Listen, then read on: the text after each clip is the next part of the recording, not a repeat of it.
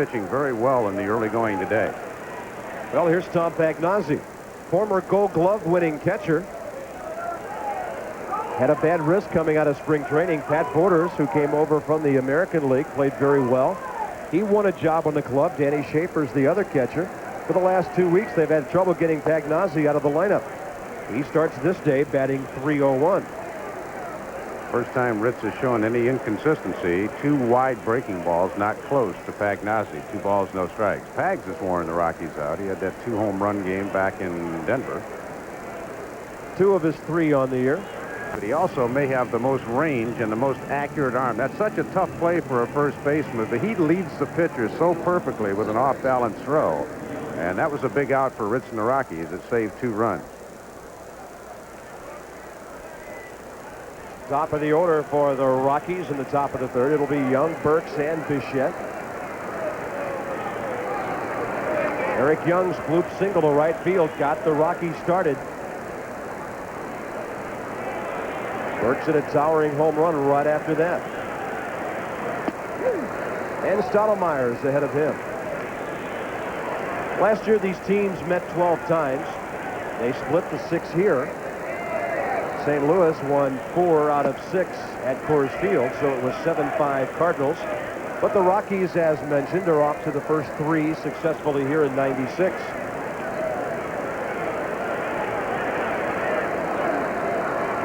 Eric jabbering away to Pagnozzi about something. Well, that's 2 chatterboxes in the box then. Pagnozzi's been known to talk a pretty good game back there as well. Pagnozzi from the Yogi school, huh? Just anything to try to distract the hitters. He makes a little more sense than Yogi, though. Here's the 2-1 pitch. Reaching. Young's got a base hit. Even had Royce Clayton reach that ball, there's no way he's going to throw out Eric Young.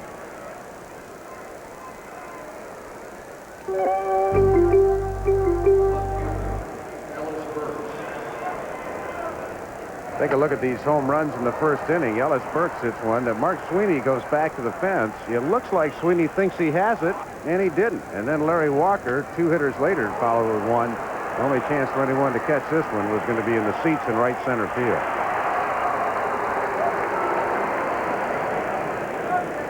It's still 3-0. And here's Burkes. 11 homers and 32 runs batted in now. He's on the verge of breaking into the top 10.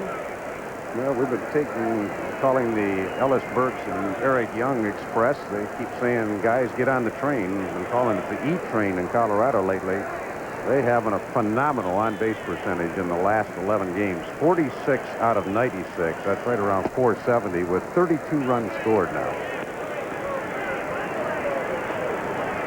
And they got it all started on the first 6 games of their streak, when they were actually over 500 for a while, Dave. They were on base 32 out of 59 plate appearances. Combined, over 500 between the 2 of them. Well, a lot's been made of the outfield switch with Burkes and Walker and Bichette all changing positions. Not too much made out of the decision by Don Baylor to put Ellis Burkes in the number 2 spot. And it certainly paid off offensively for the Rockies.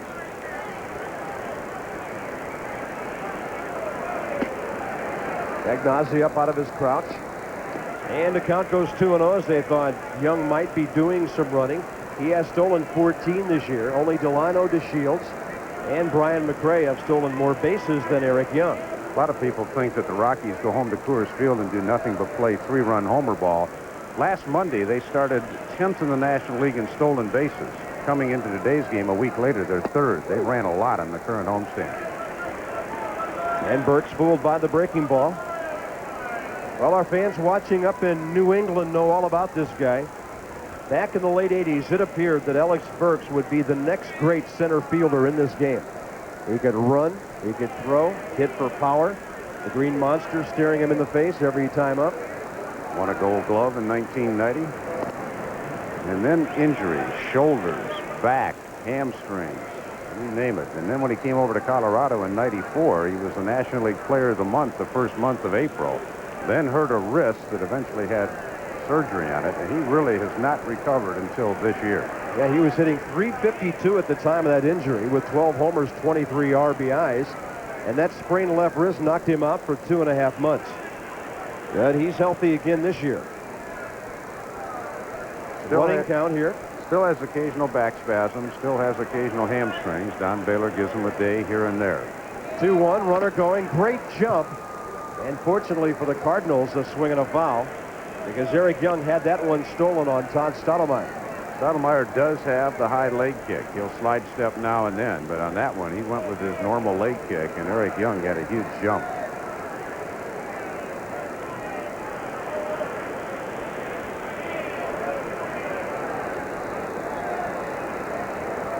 Now it's 2-2. Young edging his way off. Stottlemyre looks him back. From an historical standpoint, Todd Stottlemyre and his dad Mel, number 2 on the all-time father-son win list with 251. Dizzy Trout and Steve at 258. So Todd needs 7 to catch those guys. Runner going again. High fly ball, right field corner. Ryan Jordan over there. He's got the fair ball. And with Young coming back to first, he wheels and fires into second base, 1 out. The thing the Cardinals have liked about Ryan Jordan, he hasn't let some of his hitting problems affect his defense. He plays right field the same way he played DB in the NFL. He's very aggressive, and he really stalks the baseball. I saw him go head first into a fence out in Colorado, and the last time the Cardinals were out there, and he probably figured, I've been hit harder by running backs coming into the secondary. He just shook it off. I do believe the fence got the worst of it. I think so. Here's Dante Bichette. And Stottlemyre misses up and away. Well, he's finally got some power going after that singular type attack he had early in the season. It took him a while to hit one out. Dante had a bad first at bat against Stottlemyre, and sometimes against certain right-handers, that carries over for a ball game with Dante. Pretty good swing right there, but Todd turned him inside out with 3 sliders back in the first inning. A couple of guys in the National League, Darryl Kyle, who's pitching today down in Houston, and John Smoltz with Atlanta. Dante has a difficult time with those 2 guys. Not only does he have trouble that day, but they sometimes put him in a slump for about a week. He is 5th in the league coming into today. Right now his batting average .339. At the start of the day, he was hitting .341. Mike Piazza, Tony Gwynn, Mark Grace, Mark Grizzolotic, all ahead of Bichette starting today. John Mabry right on his heels. He's gone 0 for 1. Like Dante. 1-1, runner going. Pitch is low. Pagnazzi's throw is short. And Alisea did a pretty good job of boxing that ball down to keep it from going into center field. Tom Pagnazzi's had some neck problems for the last week or so, and many of his throws have been coming up short in the air at second base. Well, a pretty good chance that Eric Young may lead the National League in stolen bases this year. He's only 3 behind the leader now. And remember, he missed the first 20 games of the year with a broken hand. So he's 15 out of 19, and he's played 20 games less than the leader, Brian McRae. Pagnazzi now 5 out of 16 caught stealing this year. Dante Bichette, fly ball. Ryan Jordan circling behind it. Young is tagging. Jordan does not have a great arm. He's got an accurate arm. And with 2 outs, Young goes to third base. Bichette had a better at bat that time. I think he just kind of decided that Stottlemyre was going to work him away. So at least he put it in play. And that's a pretty good sign, actually, for Dante after that first at bat. Now, what to do about Larry Walker? Well, that's Tony La Russa's decision, but I think this breaking ball that Stottlemyre has, I'd be tempted to walk him in 4 and take your chances with Galarraga. Pagnazzi has not gone into his crouch yet. He will now. Larry Walker, 12 homers, 39 runs batted in. With that home run, now he tries to bunt for a hit, and he does have very good speed, as Dave mentioned. Those 12 homers put him up in the top 10. A bunch of guys tied. The league's leading home run guys at the Memorial Day signpost, as Carl Ravitch called it earlier. Henry Rodriguez of the Expos. Lots of candy bars on the field every time he hits one. He's got 17, as does Barry Bonds. Bagwell and Sheffield with Sosa, 16 right behind them. Carp, one thing you worry about, though, when you're trying to pitch around a guy, which I think Stottlemyre might be, you worry about that ball going to the backstop and giving somebody a free run. Well, he's not shy about throwing the slider. 0-2 to Walker. You got to have a lot of confidence in your catcher, and the Cardinals have that in Tom Pagnazzi. This is a perfect illustration of what Stottlemyre is all about. If you get to him here, you got a chance to put him away. If you don't, you might regret it 3 or 4 innings later. Well, I don't think Larry Walker's going to see a fat fastball with this at bat.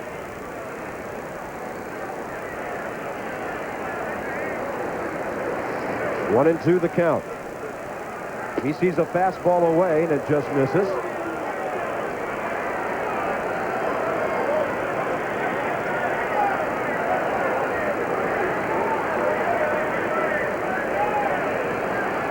What is this, slow pitch? 5-14 over a week and a half? Well, Galarraga's not too far behind him in the on-deck circle, but right on right, Stottlemyre didn't like the sign from Pagnazzi, so I think Todd just regrouping out here. In this situation, Todd's a veteran pitcher. He knows that if he can make Walker go after his pitch, fine, but I think in the back of his mind, if Walker's disciplined to lay off, I don't think Todd cares if he walks him. And that'll fill the count 3-2. I mean, he's not throwing a strike to Walker yet. Larry swung at 2 sliders down and in the first 2 pitches. Galarraga, who flied to center first time, is on deck. 3-2 pitch, and he would not go for the low, heartbreaking ball. And Stottlemyre walks his first man, 2 on, 2 out. Let's check in with Carl.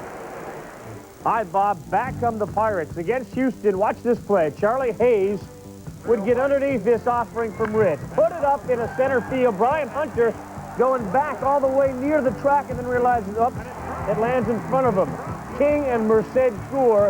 A 4-0 lead has been sliced in half. It is 4-2 in the top of the 5th inning. All right, Carl. Well, the Astros have been an up-and-down team. The Cardinals swept 3 from them. They turn around and swept the Cubs over the weekend. And Tony La Russa will visit with Todd Stottlemyre.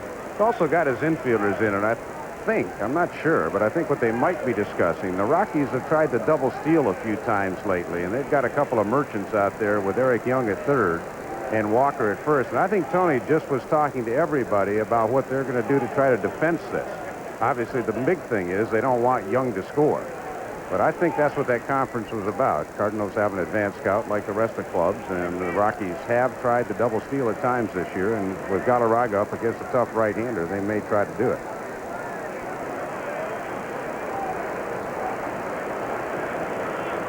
Galarraga lifted an easy fly ball to center his first time up. Stottlemyre throws him a heartbreaking ball, swung on and missed.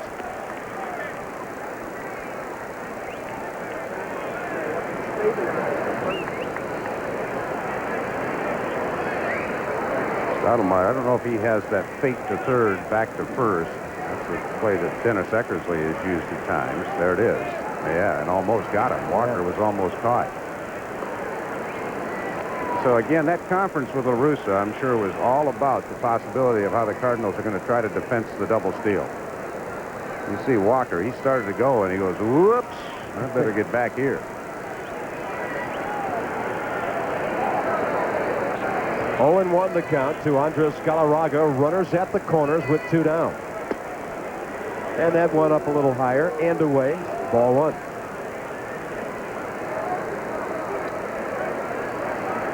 Stottlemyre a lot more composed on the mound than he was just a couple of years ago. He gave up 3 early. He would just about blow up at himself out there. He's matured as a person and as a pitcher. Here's a 1-1. That'll move Galarraga back a little bit. Ball 2. And of course the Cardinals have another brain in that dugout on Don Baylor's staff for 3 years. Ron Hasse. But it was great byplay between the two of them last Saturday. Don Baylor kept holding off using John Vanderwall because I'm sure Hasse, after watching Vanderwall get 28 pinch hits last year, kept telling La Russa, don't let this guy beat you. And La Russa kept setting the bait for Baylor the entire game. He would bring in right-handed pitchers in the game while the Cardinals had the lead where Vanderwall could tie it. But Baylor kept thinking, no, if it gets down on the line, they're going to go to Eckersley. He saved Vanderwall at the end, then pinch hit him for Vinny Castilla, who had hit 32 home runs last year.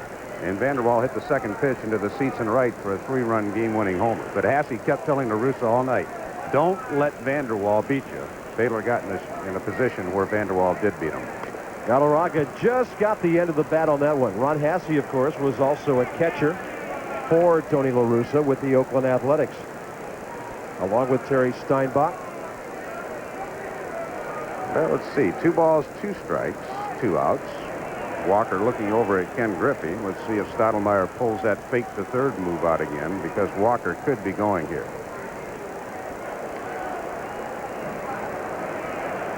Yep, you had that one snuffed out. So did Larry Walker. This is Stottlemyre's 62nd pitch, and he's only in the 3rd inning, so not very efficient today. But you said he threw a lot of pitches the first 3 down in Houston. He was over 140 in his complete game shutout at Florida. Runner going, hard shot right at Clayton, and he guns out Galarraga. The Rockies will strand their first runners of the game, and after 2.5, it's still 3-0 Colorado.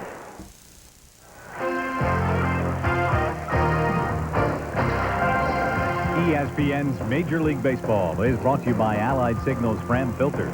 You can pay a little now or a lot later. And by Advil. No non-prescription pain reliever is proven to work better than Advil. Well, holiday in St. Louis. Great baseball town. Cardinal fans have not seen their ball club in 2 weeks. 6-6 on a just completed bizarre road trip to Florida, Colorado, Houston, and Florida. Yeah, they went to the same place on the same trip. Cardinals were supposed to go to Joe Robbie Stadium in August, but the Dolphins are going to be playing an exhibition game there. So the Cards and the Marlins flip-flopped a couple of weekends, and the Cardinals ended up in the same city twice on the same trip. Stottlemyre, pretty good stick this year, 4 for 19, but Ritz will take care of him with a good defensive play. 1 out. Well, that area in front of home plate slowed that ball down Stottlemyre hit. Mike Swanson, the Rockies PR guy, came in and made a pretty good point. He said, do you think if the Cardinals still had Vince Coleman, Ozzie Smith, and Willie McGee as the first 3 hitters, that they'd have that wet in front of home plate? Those guys used to hit those high choppers and run like the Dickens. Well, if the rain was pouring earlier, they'd be pouring concrete down there so those choppers would get into the outfield. And that's what the turf used to be like here. Remember, the San Francisco Giants groundskeeper in 1962 got voted a full share by their ball club because he made a moat down at first base for Maury Wills. For Maury Wills and Willie Davis in the playoffs in 1962. Dodgers went crazy when they saw the field. They just totally drenched it. Mark Sweeney grounded out to second first time up.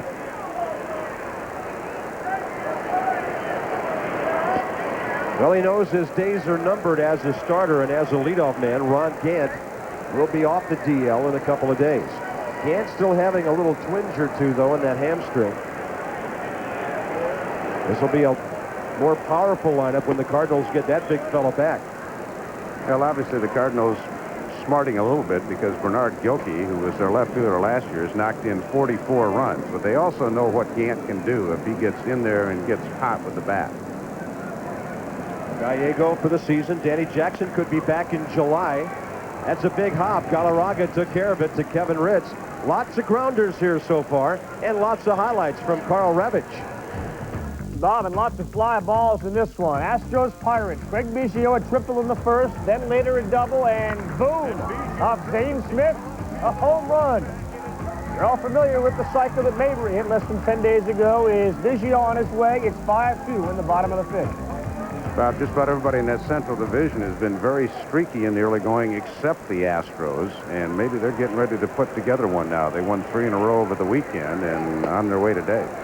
Well, when the Cardinals went to Houston last week, Biggio was hitting .247. He didn't do a whole lot in that series, and the Astros need his bat to wake up. Cincinnati's lost 9 in a row, 7 in a row, won 7 in a row, and then had a 3-game winning streak. This is Royce Clayton with a well-hit ball. It will leave the ballpark.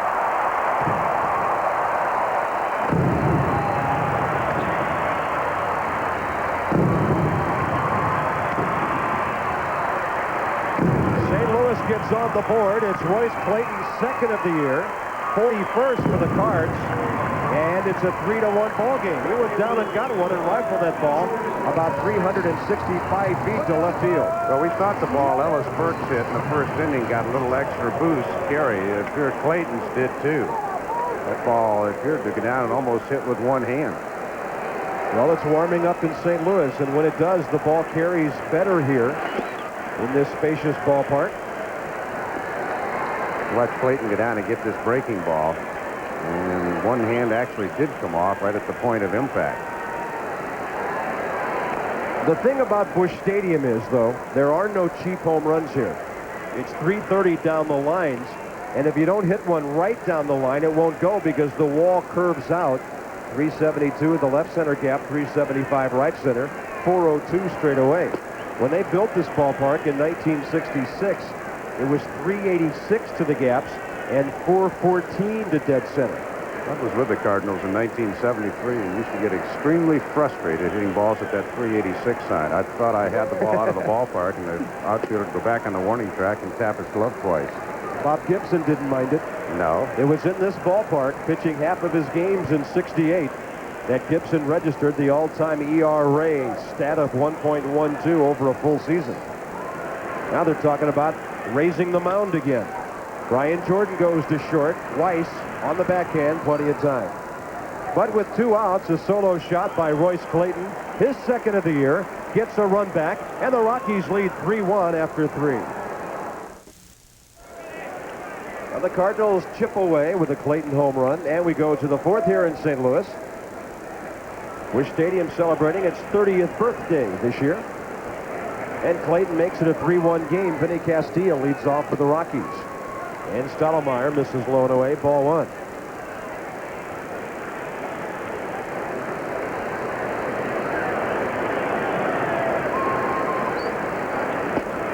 And the fastball inside. Castilla, 5 homers, 26 RBI, so he's hanging in there. What's the take on him out west, Dave Campbell? Are people saying that there's no way he can equal what he did, or do they think he can do that? I mean, he had a huge year last year. Well, he really did, and he's a pretty solid hitter. He's the Rockies' best inside hitter, and he just hadn't hit the home runs with the frequency, but Don Baylor thought his batsman a little slow the last week or so. He gave him a half game off, but he hits them in clusters. He had 6 multi-homer games last year, and he's only done that once this year. High hard one. Stottlemyre slips it by him, 2-2. All in all, still a pretty good bat to have down in that number 6 hole. Castilla with 26 runs batted in. Jeff Reed in the number 7 spot is flirting with 20 RBIs now. And you always know what you'll get out of Walt Weiss. Here's the 2-2. Heartbreaking ball, and Vinny was reaching to foul it. Over to Gene Glenn, the third base coach. You know, the Rockies, after a fairly slow start offensively with that 9-game homestand, really got on fire. They're second only to the Montreal Expos in runs scored. Lead the National League in hitting, on-base percentage, and slugging percentage. But on the debit side, their pitching staff is last in the National League in ERA. 3-2. The only earned run average in baseball higher than the Rockies. And unless you've been asleep for the last month, you'll know the answer to this. Another Dave Campbell former ball club, the Tigers, at 7.13. And we mentioned one thing in common. Both those teams lead their respective leagues in walks as well. Stottlemyre with his 5th strikeout of the day as Castilla is gone, starting off the 4th. Well, the NHL is on the verge of a couple of series being wrapped up. The Avalanche of Colorado at Detroit leading 3-1, 7:30 tonight, 4:30 on the coast. And that'll set the stage for a big game tomorrow night as well. As another upstart team, Florida has a chance to take care of those Penguins, but lots of things happening in the Denver area right now, with the Rockies coming off a homestand successfully, and the Avalanche possibly in a position to put away those Wings. Yeah, for you fans in Denver, that's 5:30 Mountain Time. We do Eastern and Pacific. I think most of the fans in Colorado are aware of what time that game starts tonight. Seems though the Colorado teams have been playing the red clubs lately. Cincinnati Reds, St. Louis Cardinals with their red and white, and the Avalanche, the Red Wings. 1 ball, 1 strike to Jeff Reed, who fanned his first time up. There's a breaking ball hit out to right center. Brian Jordan is after it.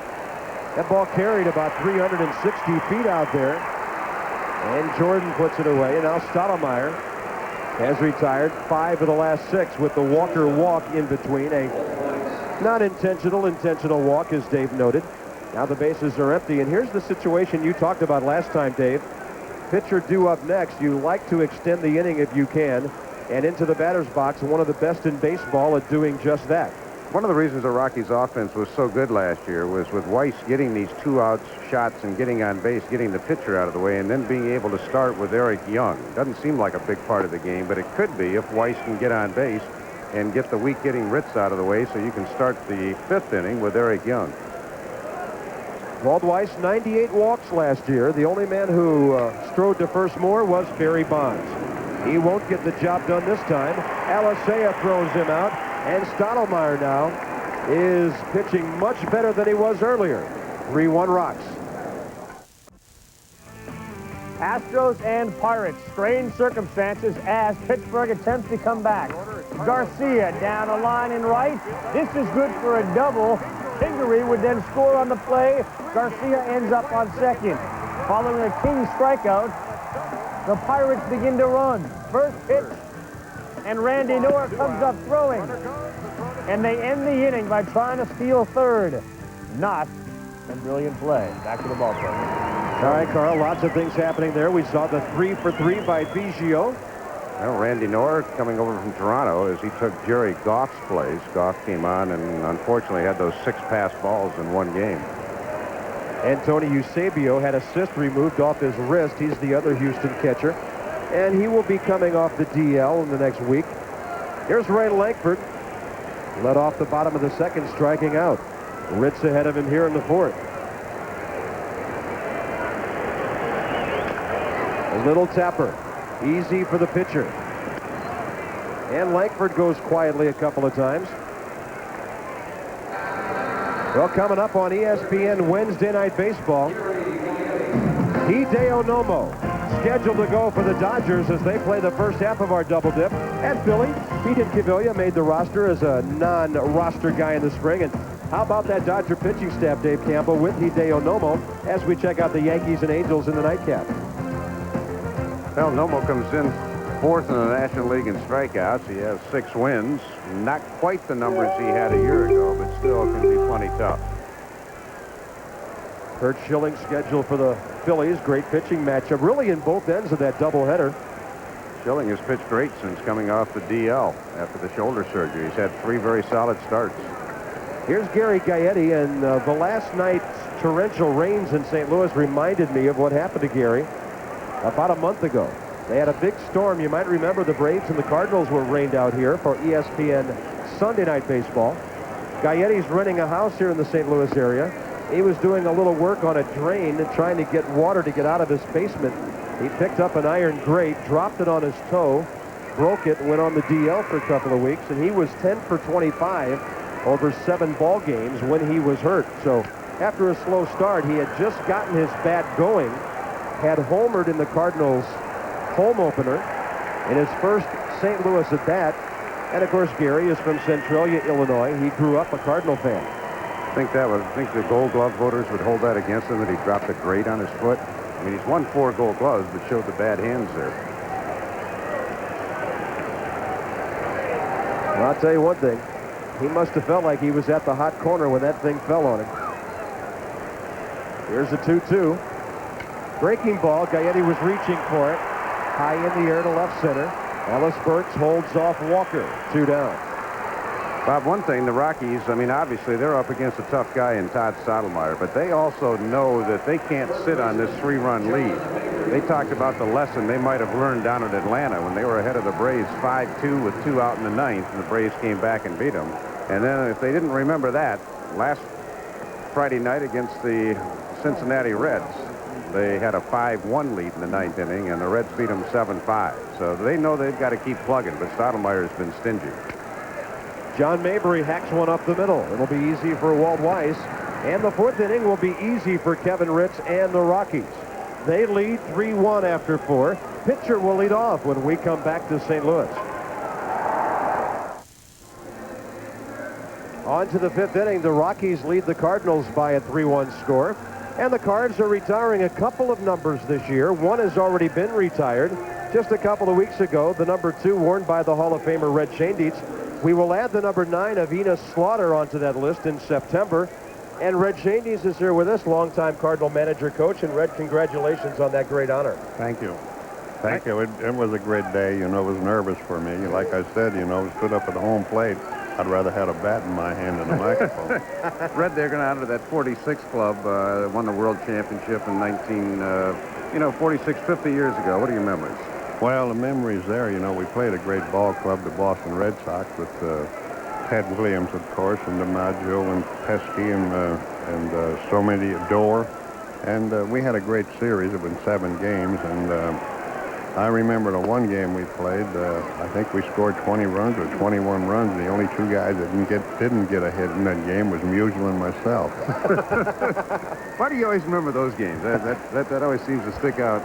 The failures maybe more than the successes. Well, most of the time it does. But it was a great series, and of course they're retiring Eno's number. He was here the other day for me, and Eno was a great ball player for the Cardinals. I mean, later on for the Yankees, and I'm glad to see him honor Eno along with the rest of them. In baseball lore, that's still one of the plays that are talked about, that run he scored from first base on the long single in the 7th game of the World Series. What's your recollection of that play? It's been debated so many times. Well, he was running on the play, and really nobody helped Pesky, who had his back to the infield, and Eno kept running, and we had Gonzalez, third base coach, and very good coach. And when Eno got close to third base, he thought Gonzalez was saying, "Go, go, go." He was saying, "No, no, no."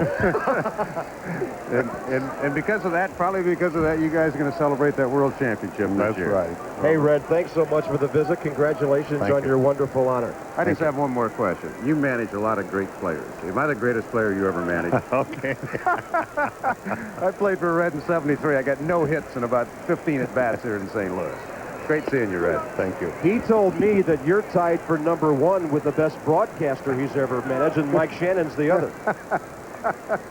I wore Shannon's number. He still won't talk to me. He said I disgraced it here. No balls and a strike, and that breaking ball is down low. It's amazing. In 1971, I believe it was, the Cardinals had a 25th reunion with the Red Sox here.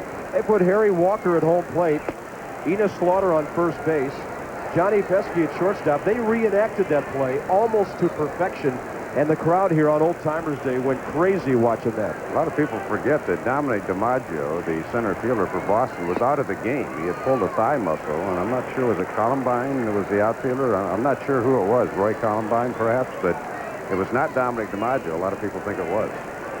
2 balls and 2 strikes, Eric Young. After the strikeout of the opposing pitcher, Kevin Ritz. Well, Red Shane Deanson, Cardinal baseball tradition. Those are things they'll have in Colorado in the decades to come as they build a winning tradition out there. They already are well on their way to that. But I think we have to look back to realize where we are in this game as well. Langford stalking this fly ball to the gap, and he's got it. And finally, Todd Stottlemyre retires Eric Young, 2 outs. Well, Todd's pitch count in the 5th inning is rather high, but he is a bull. Bob Carpenter mentioned he threw 140 pitches in his start where he struck out 13. And the recent trend is his way. He's now retired 13 of the last 15 Colorado batters since Walker's homer with 1 out in the 1st. Here's Ellis Burkes, who hit the 2-run shot 1 out earlier. Well, if the Cardinals wet down that infield in front of home plate for any particular reason, it's helped the Rockies a lot more than it's helped the Cardinals. Kevin Ritz has 9 ground ball outs out of 12. There's a grounder over to Gaetti. He's a former Gold Glover, and the Rockies go quietly in the top of the 5th inning. Stottlemyre is on a roll. Halfway through the game, bottom of the order coming up for the Cards. 3-1 Colorado. Bottom of the 5th inning. Cardinals got a run last inning on the Clayton homer, actually in the 3rd. Mark Sweeney waiting his chance if somebody can get this inning going. It'll be Pagnazzi, Alicea, and Stottlemyre for St. Louis. Tom Pagnazzi with his 2nd inning double is now batting .310. 7 for his last 23. .310 is the number he hit on the just completed 2-week 12-game road trip. And the Cardinals really are the road birds now. They're home for 6 against these Rockies and 3 against Houston. 3-3. Then they go to the West Coast for a week and a half. So over a 4.5-week period, they're gone for 3.5 weeks of it. Pagnazzi got jammed, and Walt Weiss will catch it.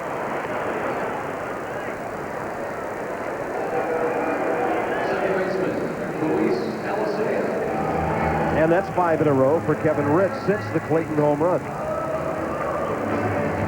Well, again, Ritz coming off a strong outing against Pittsburgh and putting back-to-back good outings together. That's something the Rockies, they've had Mark Thompson pitch some very strong games, but there's also a number of games he hadn't gotten out of the second inning. Their most consistent pitcher has been Armando Reynoso, who 9 times in a row has gone at least into the 6th inning. Alicea with a high fly ball in the first pitch. It's carrying to the track, and Dante Bichette has it for the second out. Alicea will muscle up on occasion, making a bid for his second home run. And it'll be Todd Stottlemyre with 2 outs and the bases empty. Well, Ritz much more economical in his pitches today than Todd Stottlemyre. He'll throw less than Stottlemyre because Todd is a strikeout pitcher. Well, Ritz many times through 5 innings has been 100, 105, and that's one thing that pitching coach Frank Funk and Don Baylor have really been harping on him, to throw strike one. 11 out of 17 strike ones today. 11 out of 18 strike ones. Stottlemyre likes to hack. 4 for 20 this year.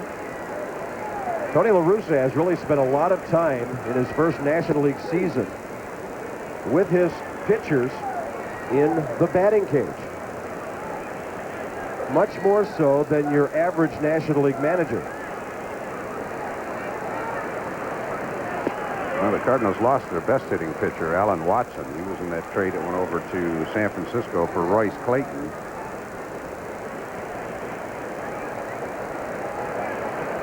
The 2-1 pitch to Stottlemyre, and the sinker misses. Stottlemyre's the kind of guy, if he's behind in the ballgame, he wants to get on base and make something happen. Well, we mentioned that Kevin Ritz was amongst the leaders in base on balls. No walk so far, but in danger here. And he misses down low. And that's got to be a lack of concentration when you fail to go after the other pitcher. Coming into this game, 30 strikeouts, 37 walks by the right-hander of the Rockies. 2 Ks and that walk today. Well, just got to go back and get it together right now. You got to get yourself mentally geared up, try to put it behind you, and see if you can get Sweeney out. Sweeney's hit the ball on the ground twice. Sweeney has a little bit of a Colorado connection. He was traded last year for John Habian. At that time, Habian went to the Angels, and now he is with the Rockies. And this guy is a run producer. Last year for Vancouver, before the trade, he had 345 and had 59 RBIs in 69 games. At the Cardinals AAA Louisville, he had 368 with 22 ribbies in 22 games. And then with the Cardinals in 37 games, he had some good pinch hits and drove in 13 runs. So you put his numbers together, he drove in 94 runs last year. Up and away with the fastball.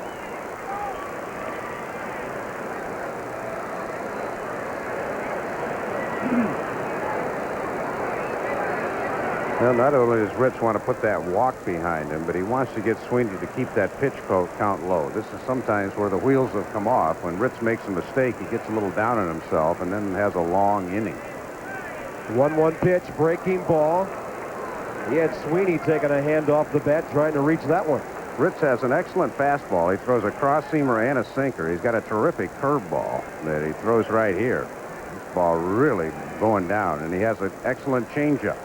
It's just a matter of when he puts it together on certain days, he has terrific stuff. Inconsistency. He's 1 pitch away from being out of the inning. Stottlemyre at first with 2 down, 1-2 the count, and a fastball right off Sweeney's belt. Good idea. After you've shown the off-speed pitches, bust them inside. You've slowed their bats down, but you got to get it closer to the plate, at least make them think about swinging. Sweeney was worried about self-preservation.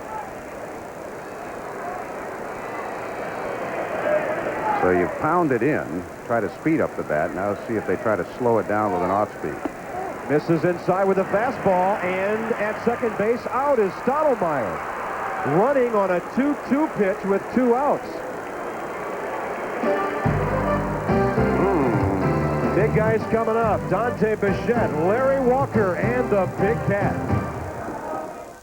The US 500 is running its inaugural race in Michigan, the same day as the Indy 500, and the racing world's watching. We'll take you both places and show you the story behind the races. Outside the Lines, 500 miles apart, Wednesday at 7:30 on ESPN. Fifth inning in the books, and now we go to the top of the sixth here at Busch Stadium in St. Louis. ESPN Major League Baseball, first half of our Memorial Day doubleheader. Bob Carpenter with Dave Campbell. And it'll be Bichette, Walker, and Galarraga, the 3, 4, 5 batters in the Colorado 6. And I guess, Dave, we would be remiss in not adding Tim McCarver to the list of broadcasters whom Red Shaindietz managed along with Dave Campbell and Mike Shannon. Yeah, I think there's a few more. You think about Al Rabosky. Well, Euchre. Euchre was on the 64 Cardinal team. Better known for going into the left field bleachers before game one and blowing someone's tuba as opposed to getting any playing time in that series. Bichette 0 for 2 with a strikeout and a fly ball. Stottlemyre works 1-1. Dante saw Todd a bit in the American League. He's 1 for 13 lifetime. The three guys who saw Stottlemyre in the American League, Burkes, Bichette, and Weiss. Ellis hit his second home run off Todd today.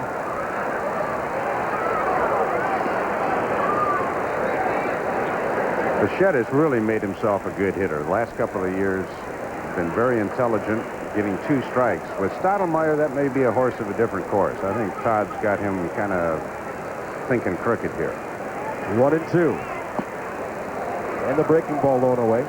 Dave, what about that play at second base at the end of the 5th inning? Did the Cardinals bail out Kevin Ritz there? I think so. Kind of a surprise. I don't know if the sign was on, whether because Galarraga wasn't holding Stottlemyre, Todd thought he could make it or whatever, but it helped Ritz out. And Bichette can't stop his swing. He's down on strikes for the second time. And that's 7 for Todd Stottlemyre now. 40 strikeouts his last 4 starts. Now, we mentioned 2 guys that Dante really has a lot of trouble with, and the one common thread, Darrell Kyle and John Smoltz, is they have great breaking balls, and you can add Stottlemyre to that list. If you've got a great breaking ball, you can give Dante Bichette some problems. If you got a mediocre breaking ball, he'll hit it a long ways. Larry Walker hit one a long way, about 390 or so into the right center field bleachers back in the 1st inning. And he walked in the 3rd with 2 outs. As Stottlemyre pitched around him to get to Galarraga, who grounded out to short. National League record last week, 6 consecutive extra base hits. And a 2-hopper to Royce Clayton. A quick release and 2 down. That is 16 of the last 18 by Todd Stottlemyre, including the last 9 straight. Only tough out he had to get from the 1st inning on was back in the 3rd inning. 1st and 3rd, he had Galarraga, who's approaching the plate now, and Galarraga bounced out to short.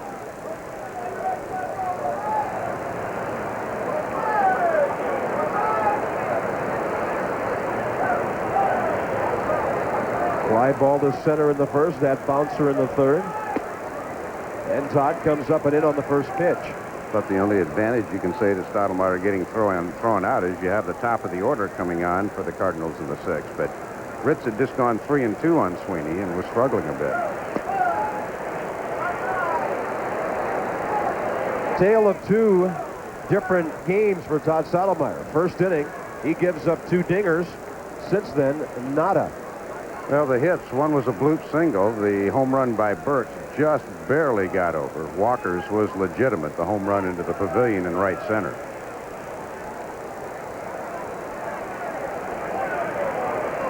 There's the 1-1 pitch. He keeps the fastball down and misses with it, ball 2.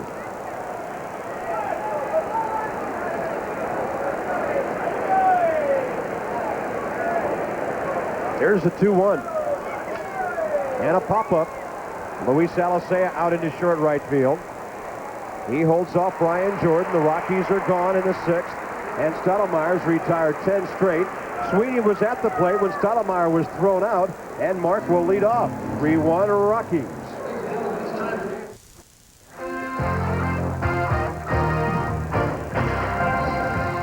ESPN's Major League Baseball is brought to you by Olympic. Now get everything you need to protect and beautify your deck from Olympic, America's #1 selling stain. and by Napa Auto Parts. We keep America running. A couple of ball clubs that have not been associated with pitching duels collectively too much during the season, but we've got a dandy going as Ritz and Stottlemyre battle through 5 1/2. It'll be the top of the St. Louis order in the bottom of the 6th inning. Rockies are ahead by 2 on the scoreboard, but the way Stottlemyre is pitching, I think Ritz knows in the back of his mind that he can't really afford to give up much because Stottlemyre is really shutting down the Rockies' offense. Sweeney on an off-speed breaking ball. Mark was at the plate. Took a 3-2 pitch, actually a 2-2 pitch that became 3-2. But on that pitch, Stottlemyre was trying to steal, and Jeff Reed gunned him out. It'll be Sweeney, Clayton, and Jordan for the Cardinals in the 6th. There's a fastball. Sweeney likes to take the fastball from the right-hander to left field. Loves hitting at Joe Robbie Stadium, where the Marlins have that Fenway-type scoreboard out there. It's only 361 to the gap in left center. Terry Pendleton has hit more than half of his career homers for the Marlins to that part of that stadium. And Sweeney found it to his liking on the road trip. Now he turns on an inside breaking ball and fouls it right side. Bob, we were talking about what they've done to dress up Busch Stadium, making it a little more baseball friendly and cozy with some nooks and crannies. They've done a good job down at Joe Robbie Stadium, too. Basically a football stadium turned into a baseball stadium, but they've made it very interesting. Cardinals watched a monsoon blow in there yesterday. Sweeney had just blooped a base hit in the 8th inning. The Cardinals were down 8-2. The rains came and never did stop. And the Cards, after Tom Hallion called the game an hour and 15 minutes later, boarded their flight and headed home to take on the Rockies, who were also washed out yesterday. 1-2 pitch. Rained all weekend in Denver. They were lucky to get 3 ball games in. It rained Thursday, Friday, Saturday, and Sunday. Well, I guess that doused some of the fires out there, huh? Yeah, that's the good thing. It was definitely dry, a lot of fire danger in Colorado. Cardinals were out there last weekend. There was smoke all over the place, most of it from the bats of the Rocks, though. And Sweeney takes a fastball to the outside corner. Terry Tata punches him out, and it's the 3rd strikeout of the day for Kevin Ritz. I think Sweeney may have been a little surprised by the pitch selection. Ritz had pounded him with fastballs, and then he goes away with a sinker. I think maybe Sweeney was waiting for something off speed. Ritz has had the good sinker ball going today, a number of ground ball outs, 9 out of the first 12.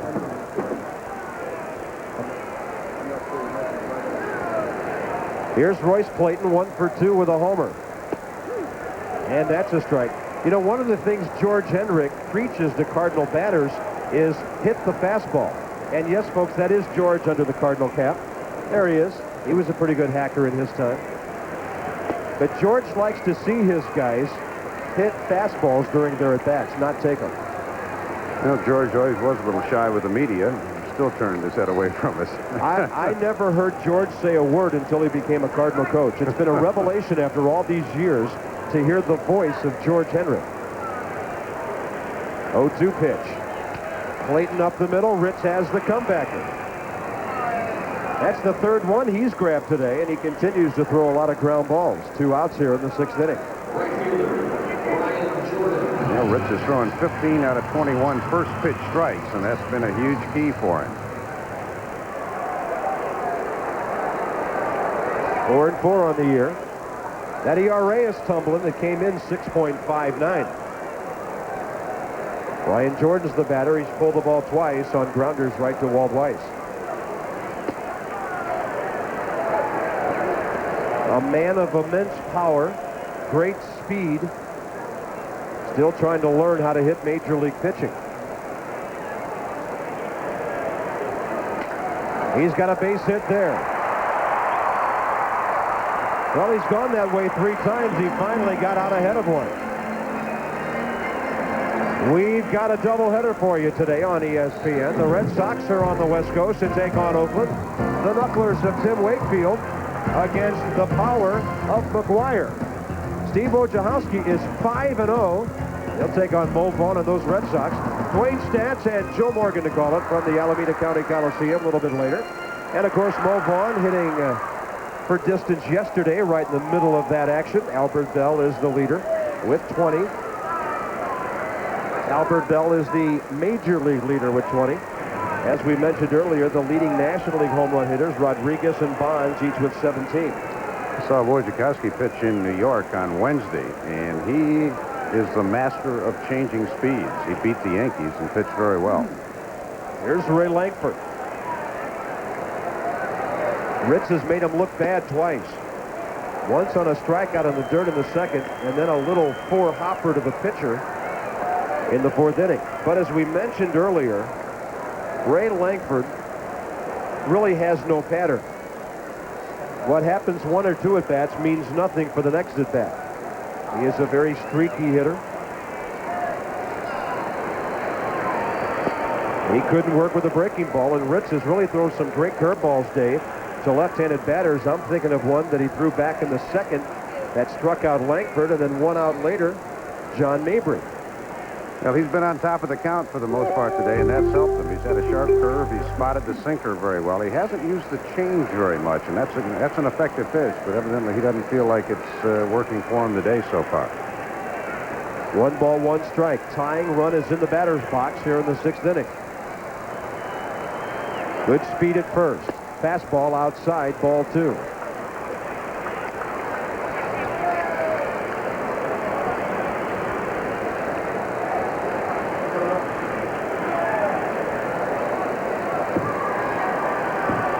Ron Hasse on the bench with La Russa. That's Mike Morgan in the background, who's back off the DL, number 36.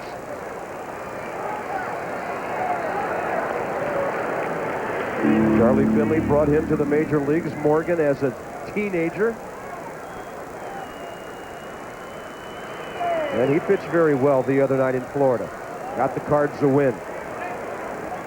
And he really didn't pitch that badly in Colorado, his first game off the DL as well. You go to Coors Field, having a sinker is a great thing. I think if I was on any staff, I'd have to visit with somebody, Dave, and develop a sinker before I would decide to go out there and take them out. Well, Morgan is one of the foremost practitioners. You know, the Cardinals missed him, and he's come back, pitched a pretty good ball game out in Denver, which is a true test of any pitcher.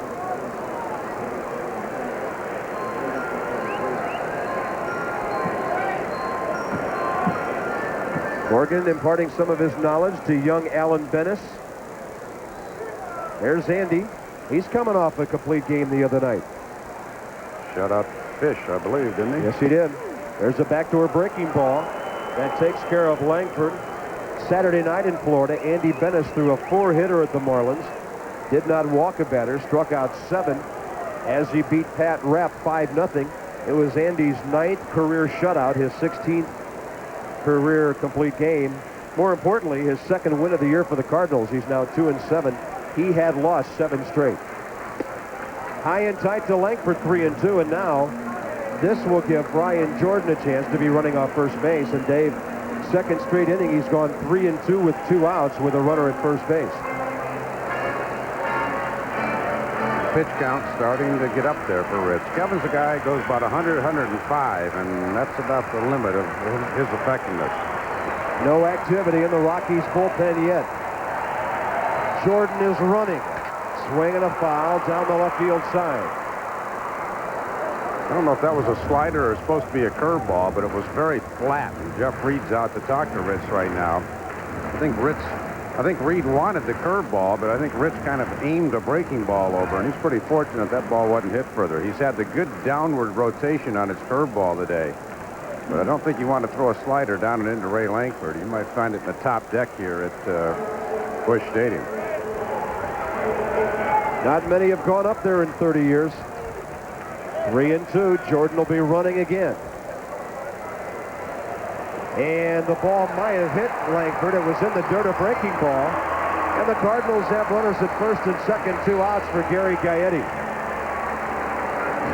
You know, Frank Funk, pitching coach, will make his first visit to Ritz. Kevin looked like he was just really going to guide that curveball instead of letting it go. So Funk takes the walk out.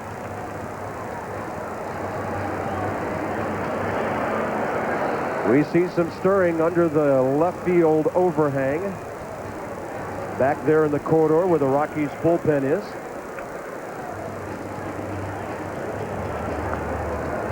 Well, that's about as well as we can see in there. Darren Holmes has the hat off, but that doesn't mean anything. He's talking to Paul Zavella, the bullpen coach. After Frank Funk talks to Kevin Ritz. So the tying run is now on base. Gaetti is 1 for 2 today with a base hit to right field and a fly ball to left. Ritz got a big out back in the second inning with runners at third and second. He got Alisea to bounce out. This is his second critical situation where he needs a big out.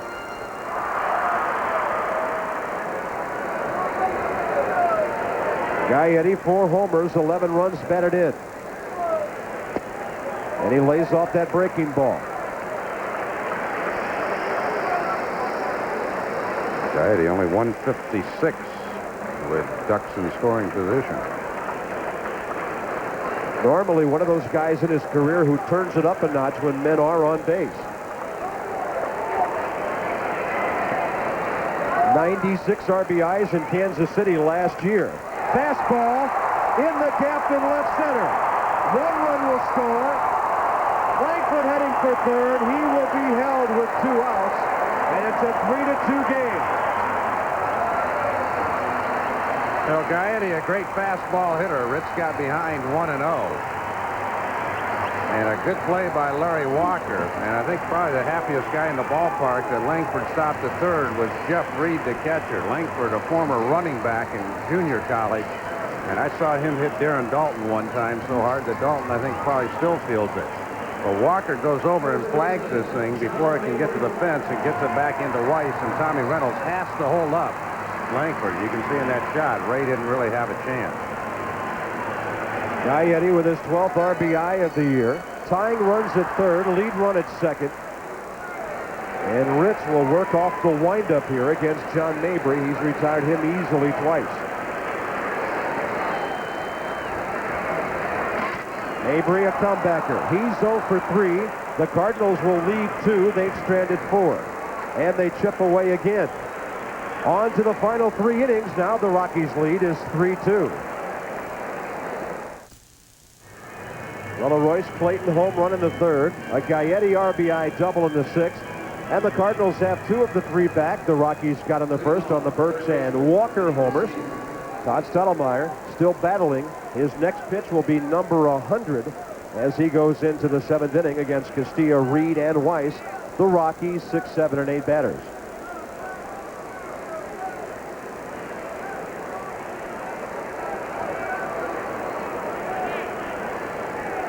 Don Baylor went ahead and had Ritz pitch to Mabry with Pagnozzi at first base. Excuse me, in the on-deck circle and first base open.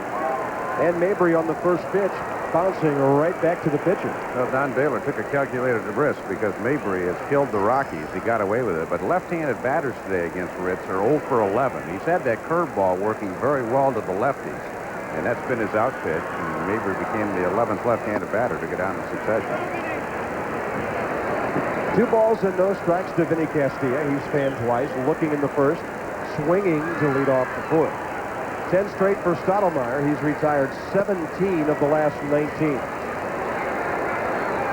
Todd's due to hit third in the bottom of the 7th inning. It won't break the Rockies' heart any to see him go. They'd like to get a couple of runs here to make sure he's gone.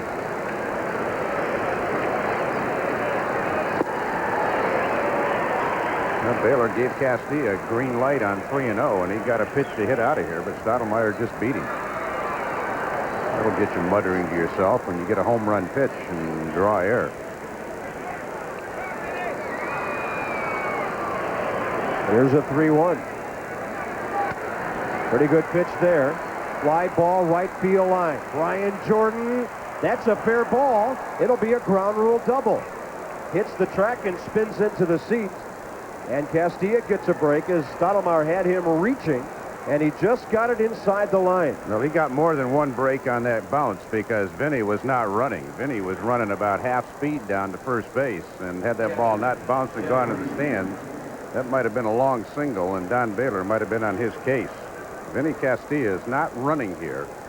That ball hit and kicked up into the stands. Castilla wasn't even to first base yet.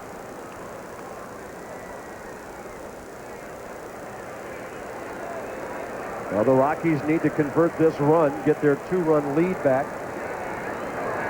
Jeff Reed 0 for 2 against Stottlemyre with a strikeout and a fly ball.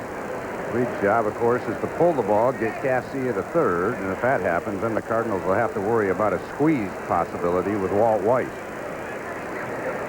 And also, David, the Rockies can score here in the 7th inning with Stottlemyre due to bat third in the 7th. They go a long way toward getting him out of this game for a pinch hitter. Corey Bailey warms up for St. Louis. Well, first hit since the first for the Rockies. It wasn't a real lasher by any stretch of the imagination. There's one. Alicea. Good base running play by Castilla to freeze at second base.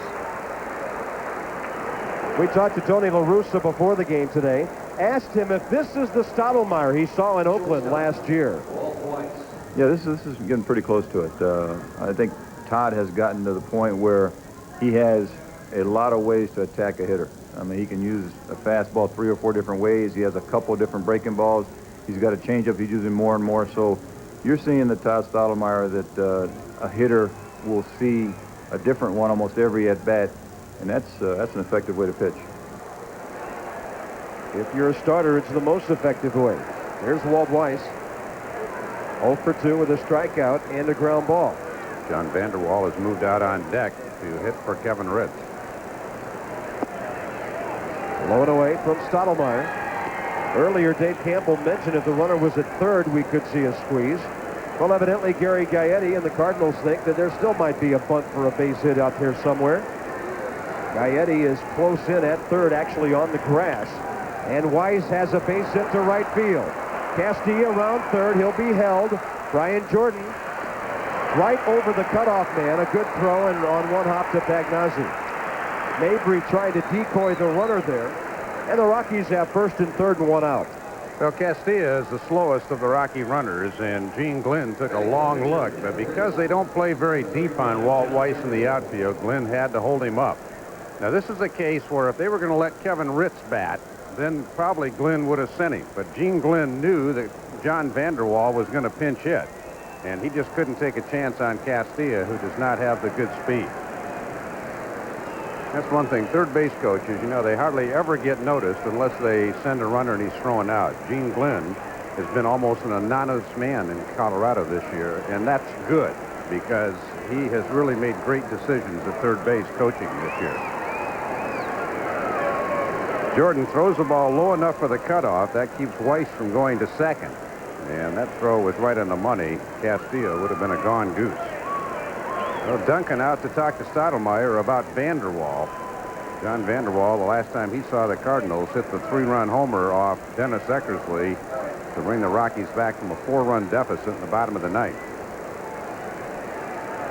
Major League record 28 pinch hits last year for Vanderwall. This year as a pinch hitter, he's 6 for 21 with that homer against St. Louis and 5 RBIs. Those are his overall numbers. St. Louis infield back looking for the double play ball. Stottlemyre really not that much of a ground ball pitcher. He often is more likely to get the strikeout or the pop-up. Amazing how Baylor uses Vanderwall in situations. Now the Rockies have a lead. But Tony La Russa did not have any left-handers up in the bullpen. And so he snuck Vanderwall in there before they could get Fossas or Honeycutt up. So a good spot to use Vanderwall. Fastball misses inside. 1 ball, 1 strike. I mean, he is the one ace in the hole that Baylor has on the bench. The rest of the bench, not too strong batting. We have Jayhawk Owens, Pedro Cassiano, Quentin McCracken, and Jason Bates. More defensive specialists than anything else. But La Russa did not have a lefty up, so Baylor got Vanderwall in right here as he's trying to up that lead. Well, I was wondering, Dave, if with this lineup he even needed a bench. I guess if you got Vanderwall, that's about all you need in there with the other 8 guys he has in there. So he doesn't pinch hit for guys very often. You see Ritz's line as he's through for the day. 6 pretty good innings. Vanderwall fouling the breaking pitch, and he's behind 1 and 2. Of course, the amazing thing about Baylor's move against Eckersley is Vanderwall pinch hit for Vinny Castilla, who you had mentioned hit 32 home runs last year. But Baylor had been waiting the entire day for the right spot to use Vanderwall, and that's when he used it. And the Rocks went on to sweep the Cardinals out in Coors Field last weekend. Stottlemyre on 1 and 2. Another ground ball. This one's foul. Well, the sun's out now, and it'll now turn into one of those blazing, muggy, sticky St. Louis early summer afternoons. Big-time storms here overnight. The new field has acquitted itself well. And the Rockies with Castilla at third. He doubled leading off the inning. After Reed lined out, Walt Weiss bounced a base hit. Huge spot in this ball game for Stottlemyre and the Rockies. Big out right here. He has made 3 quality pitches on Vanderwall. John's just been able to hit little nubbers down the first base side. But Stottlemyre could be pitching for the ball game right here in this at-bat.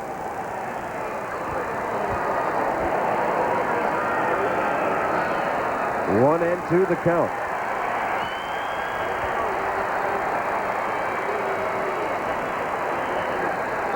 Outside target from Pagnozzi.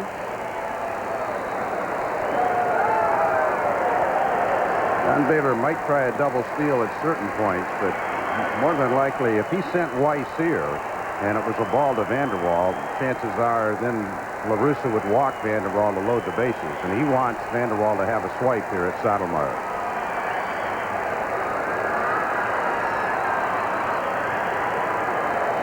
1-2 pitch. Got him on a high fastball.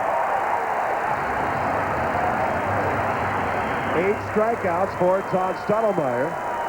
And now it'll be up to Eric Young with 2 down. Terrific job by Stottlemyre. 3 breaking balls down and then pounded him up with a fastball that Vanderwall could not lay off. Now, once again, the Cardinals infield will convene. The chance of the double steal more prevalent now, so once again, they'll talk about what they want to do to defense it. And, of course, with 2 outs, you get the guy at second. You don't have to worry about the other. Well, with Stottlemyre's slow delivery, though, he's very prone to the steal. And one thing they don't have to worry about this time is Castilla's speed at third. Before, they had Eric Young at third base. Vinny does not run well.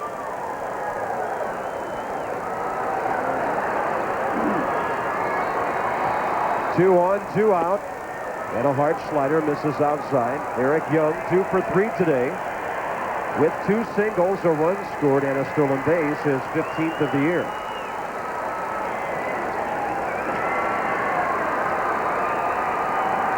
Eric Young has now scored 25 runs on the year in that leadoff spot. 1-0 pitch, and he was nowhere near that one. This is kind of a game where, on the scoreboard, the Rockies are ahead. But you almost figure in some respects, because their offense has been totally stymied since the first inning, that they have to score at least 1 here to win this ball game. You really get that perception. 1-1 is the count. Stottlemyre gets the inside corner with a running fastball. This is the way this guy's been pitching for the last 3 weeks. He'll scuffle early, kick it into cruise control for the middle innings, and then he'll fight you face to face, toe to toe to stick in the game. 1-2, base hit up the middle with the runner moving off first. Stopping at second is Weiss, and the Rockies pick up a huge run and lead it 4-2 as Eric Young drives home his 13th of the year. If you watch the Rockies about as much as I have this year, covering them on a fairly regular basis, the biggest difference between them winning and losing has been whether they get the 2-out RBIs or the opponents do. And that 7-game losing streak when they went to Atlanta and Florida, Atlanta scored 17 consecutive runs with 2 outs in that series. Now the Rockies get a huge 2-out hit from Eric Young. Here's Ellis Burkes with 2 men on. Stottlemyre misses up and in.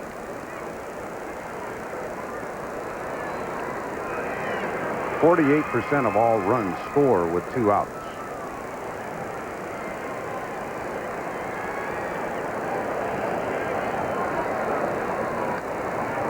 He threw a fastball, and Ellis Burkes was trying to jump all over it. And the count's even, a ball and a strike. 3 base hits in the inning. After Stottlemyre had retired 10 straight and 17 of 19 through 6. Well, we'd love to tell you who's coming in for the Rockies, but we can't see the bullpen, folks.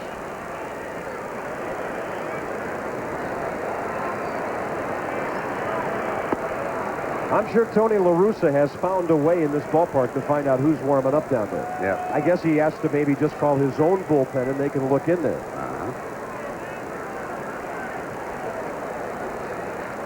Well, Stottlemyre got a huge out with Vanderwall, but then Eric Young, with a 1-2 count, reached out and got a breaking ball and lined it to center. There's a pitch up high, and it's hit up high. Pagnozzi in foul ground. Shields the sun, and the Rockies are gone in the 7th, but they pick up a big run. On 3 base hits, they leave a couple. 7th inning stretch time, 4-2, Colorado. Big run for Colorado there, Dave Campbell, in the top of the 7th inning. Now they go to their bullpen, which last year was not a strength. This year it is. Well, actually, just the opposite. Last year they were pretty good. This year they've been struggling a little bit. Steve Reed's coming out right now. He had a good outing in his last time out. He has better velocity on the ball, also had a pretty decent breaking ball. But the Rockies bullpen with Curtis Lescanic, Bruce Ruffin, Steve Reed, Mike Munoz, a lot of them have been struggling this year. It was really a big strength last year. They are not alone in that category. And the Cardinals in the bottom of the 7th inning may have to make a move now with Stottlemyre down by a couple, as opposed to having him still in there battling in a 1-run ball game. Pagnozzi, Alicea, and the pitcher, the scheduled batters, in the bottom of the 7th inning.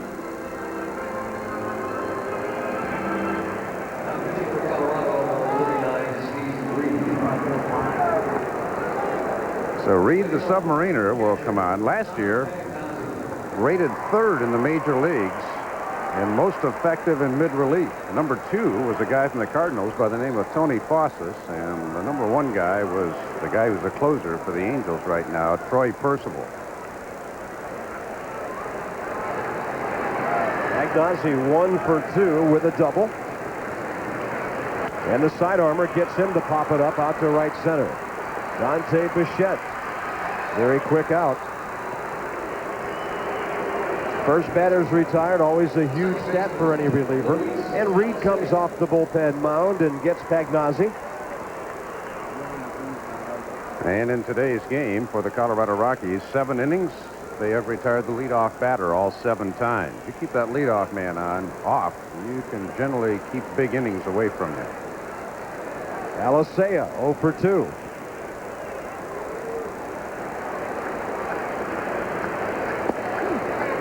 And Reed's ahead of him.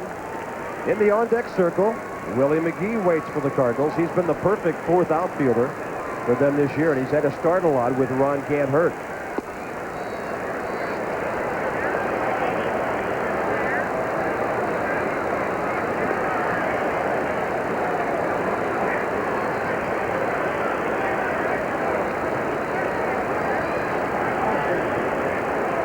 One and one to the Cardinals' number 8 hitter here in the 7th. Alicea lays off the breaking ball down and in.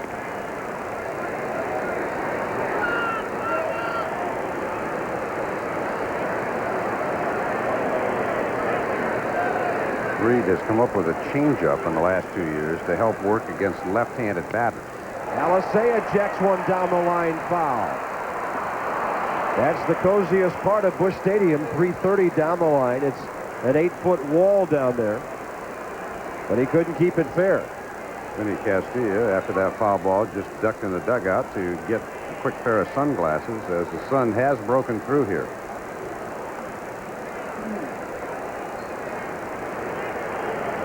Let's see if he goes to the change after pulling the fastball. He went to something off speed.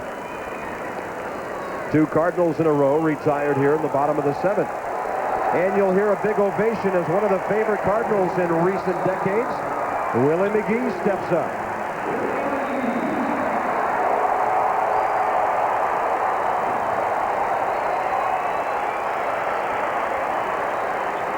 Former National League batting champion, MVP, had some great World Series for the Cardinals in 82, 85, 87. Still one of the toughest men to put a defensive chart together on in the major league. Why bother? And if you get ahead of Willie McGee, you're nuts if you throw him a strike. He fouls one back. Well, Todd Stottlemyre did his job today. He gave up a hit in the 7th, but after a rough first inning, he really kept his club in the ballgame. I know he was disappointed on that hit to Eric Young. And we welcome all the folks who've been watching the Astros and the Pirates. Bob Carpenter and Dave Campbell, welcome to St. Louis. We're in the bottom of the 7th inning here. Kevin Ritz pitched 6 very good innings for the Rockies. Cardinals are right now hitting for Todd Stottlemyre, who gave up 4 runs, 7 hits in his 7th. It's Willie McGee with 2 outs and the bases empty. Rockies lead 4-2. 1-1 pitch from Steve Reed, and a curveball in on his hands, and Willie fouled it. Can't pick on that Central Division anymore. Houston wins today. They get to 500. So you can't say that whole division is below the 500 mark. Astros have won their 4th in a row. And that's after the Cardinals swept them last week, and that's after the Astros stranded 30-some runners in that 3-game series. 1 ball, 2 strikes. McGee on a fastball is gone. And Reed comes out of the bullpen and mows down St. Louis in the 7th inning. Cardinals will go to their bullpen in the 8th, down by a couple.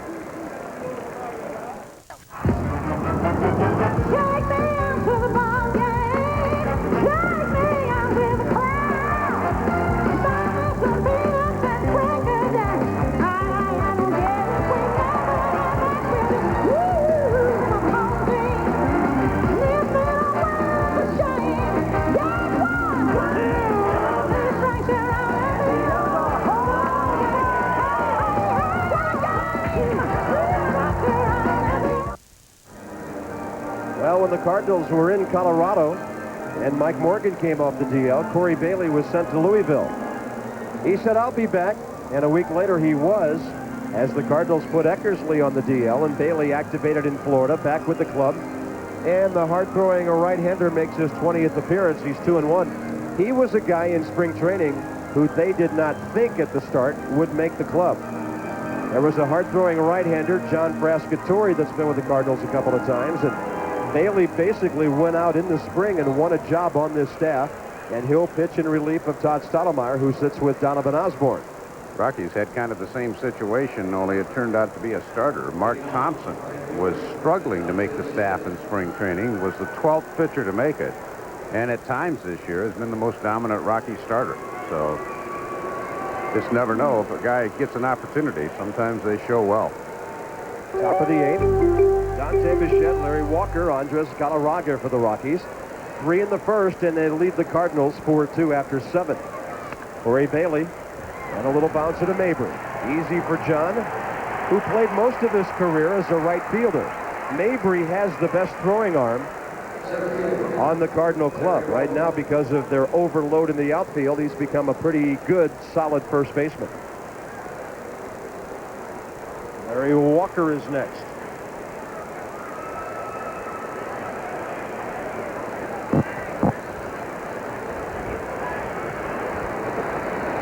Walker with a 1st inning homer, 3rd inning walk, and a 6th inning ground ball.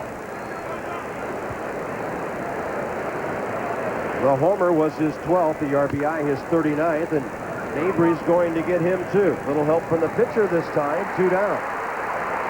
Well, a couple of bullpens that are looking pretty sharp right now. First baseman, Andres Galarraga. Well, with the exception of Walker's home run in the 1st inning, Cardinals have done a pretty good job of shutting down that 3-4-5 contingent of the Rockies, the heart of their order. Bichette 0 for 4, Galarraga 0 for 3, and Walker now 0 for 2 since the homer. Andres Galarraga with a fly ball to center. Grounder to short and a pop-up to second. Galarraga is one of those guys, though, that can go 0 for 3, have bad swings, and you make one mistake over the middle of the plate, and he'll hit you about 430 straight away. And a good rip there, and fouls it off to the right. Well, the Rockies hit a lot of people 400-plus last year. Of course, as a lot of baseball fans know, 2nd team in big league history with 430 homer guys. The Big Cat with Bichette, Walker, and Castilla. That had not been done in 18 years. Backing up Gaetti. Backhand. Look what I've got. Rockies are gone in the 8th inning. And the Cardinals down by 2. Sweeney will lead off. Clayton, who's homered after him. And then the speed of Brian Jordan in a 2-run game.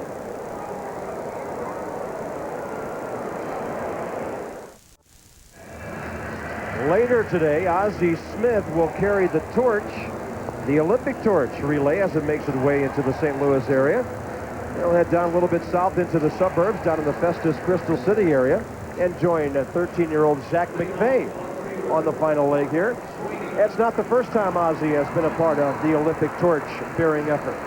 Coming up a little later on ESPN today, Boston at Oakland, 4 o'clock Eastern. Tim Wakefield for the Red Sox, Steve Wojciechowski for the A's. He's 5-0. Dave Campbell says he's for real.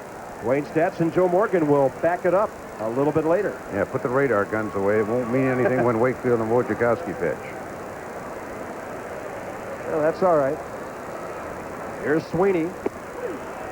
Cardinals leadoff man 0 for 3 today with a couple of ground balls and a strikeout. Reed figures to go to the first 3 hitters in the inning. If anybody gets on, then the Rockies may go to a left-hander to face Langford, although we may not know it in that bullpen that we can't see.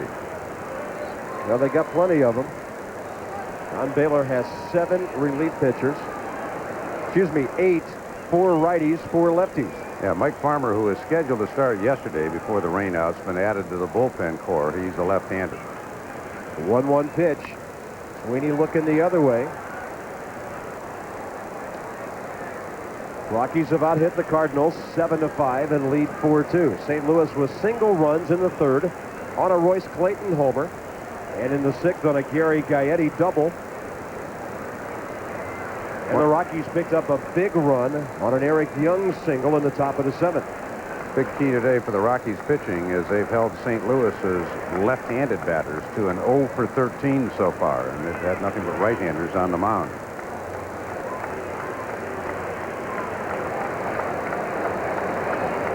Sweeney on 1-2. Way outside. That was the changeup from Reed, but he really didn't get it close.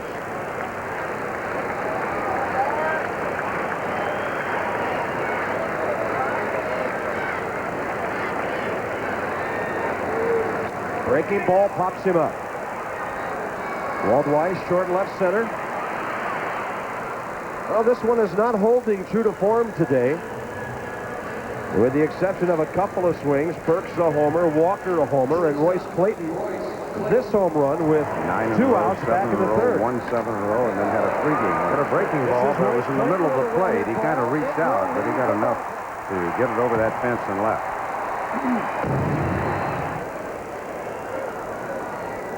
Royce Clayton with his 2nd of the year. Trying to bunt for a hit. Good play by the pitcher. He slips and out at first base as somehow Galarraga stayed on the bag. Boy, brilliant play at both ends. Now you got to worry about a groin problem for Steve Reed as Don Baylor and Dave Schilotti, the trainer, come out. And how Galarraga ever stayed on the bag. He has great flexibility for a big man. Watch Reed's leg go as the field wet from the rains, and then watch the stretch by Galarraga, who just keeps his tiptoe on the base. And they're out looking at Reed right now. So a couple of fine plays there under adverse conditions. It certainly looked like the first base umpire, Bill Hahn, got it right. And that's a big play in a 2-run game with some power hitters coming up. Now the Cardinals need another base runner to get that tying run to the plate, and they'll let Reed throw a few here. I'll tell you, Steve has a lot of moxie, and unless he's really hurting, he will stay in. Don Baylor looking at him closely, and Reed's going to say, I'm fine. You have to kind of drag Steve Reed off. He came in the other day, pitched a solid 8th, and looked at Baylor and said, I want to finish. And Baylor said, you go sit down. I'm bringing in Ruffin to finish. I want you the next day. Next day rained out, but he's ready today. And if he can get Jordan, he'll have given the Rockies 2 important innings in the 7th and 8th. Brian Jordan 1 for 3 with a single and a run scored last time in that run-scoring 6th inning.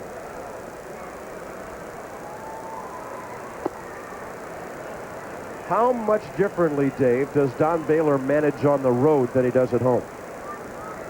I tell you, a lot of people say, Tony La Russa said, he may have the toughest job in baseball managing in Coors Field. It really is different out there. I mean, the other day there was a game there where Cincinnati was ahead 9-0, and they were daring the Reds to run, but Cincinnati, using good baseball etiquette, didn't. Next thing you knew, it was 9-7. And then maybe the Reds thought that maybe they should have run. It's tough. I mean, Baylor feels that his club, if they're still within 4 or 5 in the 6th inning, he thinks they still have a chance in Coors Field. And the tough thing about it is sometimes he'll use better relievers in that situation instead of bringing in a mop-up type guy. If they don't come back, then you've kind of blown off a couple of good relief pitches. But boy, it's tough. 1 ball, 2 strikes. And that's up and in. Remember a game last year where the Dodgers were leading 14-4 in about the 6th inning, and Mike Piazza could hardly walk with a hamstring, and everybody kept waiting for Lasorda to take him out, and Tommy said, "Are you kidding me?" Here. Next thing you knew, it was 14-11. And Jordan with a fly ball. It'll play in center for Walker. And the Cardinals are gone in the 8th inning. 6 in a row in 2 innings by Steve Reed, who shakes off the injury and keeps his team on top by 2.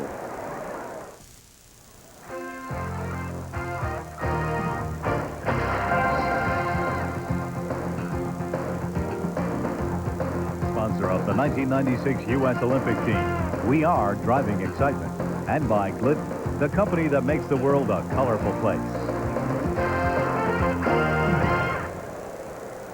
Busch Stadium in St. Louis, colorful on a Memorial Day afternoon. 34,088 on hand as the sun breaks through. Castilla, Reed, and Weiss for the Rockies in the 9th inning. First half of our doubleheader a little bit later today. The Red Sox at Oakland with Wakefield and Wojciechowski on the mound. Wayne Stats and Joe Morgan are setting up shop in Oakland for that one. Red Wings Avalanche tonight, 7:30 Eastern, 5:30 Mountain Time. A lot of fans out there. That's Alicea up the middle just a bit to throw out Vinny Castilla, whose blue ground rule double led to that insurance run back in the 7th inning. 1 out in the 9th as Corey Bailey works his 2nd inning of relief for the Cardinals. Out comes Tony La Russa with Jeff Reed coming on. He's got left-hander Tony Fossis in the bullpen, and that's who he wants. So 4 straight for Corey Bailey. Made his return to the ball club over the weekend in Florida from AAA. And it'll be one of the most interesting characters in the National League. Tony Fossis, outstanding against left-handers last year. He takes over for Corey Bailey here in the 9th. But most of you will see the Red Sox and the A's. Some of you will see the Braves and Cubs. Next up, Mo Vaughn, who has hit a home run against Steve Wojciechowski, and Mark McGuire, who has hit a home run against Tim Wakefield. They're your starter pitching, and those are your starters as far as hitting go. Back to St. Louis to wrap it up. All right, Carl, thank you very much. And Tony Fossis takes the mound for the Cardinals. Over the last 2 years, he's been one of the busiest relievers in the league. 23 appearances so far this year. And last year, for Joe Torre and Mike Jorgensen, he was just about as busy, mostly a situational pitcher that year.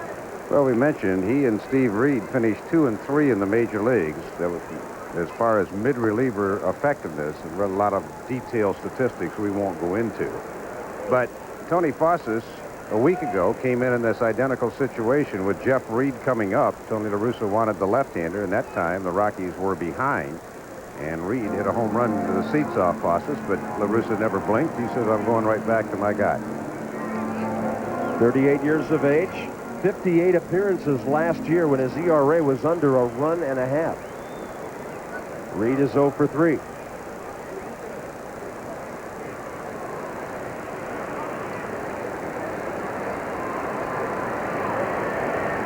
And Tony Fossis gets ahead with a fastball.